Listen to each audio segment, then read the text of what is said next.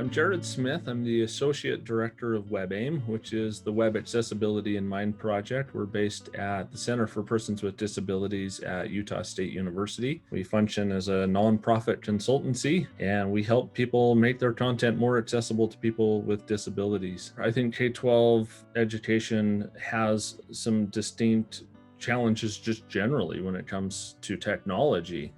And very often accessibility isn't a strong consideration in the choice and implementation of those technologies. It's kind of a function of the system. And that's what we saw in our research is, you have very large school districts that were probably more successful, but then you get that down to the school level and they struggle where you have individual teachers that are not web experts, they're not developers, they're not fixing code for accessibility. They don't have that understanding, and they probably shouldn't have to have that knowledge because the tools that they use should support that accessibility out of the box. But that's really, I think, where we have seen some of those shifts is K-12 education providing more requirements on vendors for their technology accessibility. Historically, special education has kind of been one of separation, and we tend to isolate many with disabilities, and now we're shifting that culture to one of inclusion where people with disabilities are right in the classroom, they're engaging with their peers,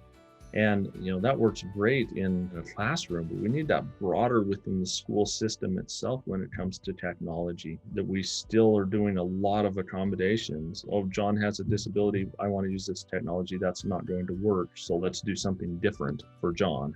And why are we still working that way? As soon as John is out in the world and in the workforce, there aren't those types of accommodations. John needs to be able to use the web, right? And there aren't those resources and functions in place to provide that accommodation model. And when schools really embrace accessibility, it's not just improving a student's experience and outcomes through that education process, but it's providing a model for them, a system for them.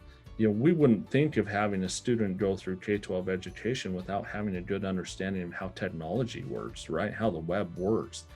But we can sometimes do that with people with disabilities because they're not provided accessible technologies.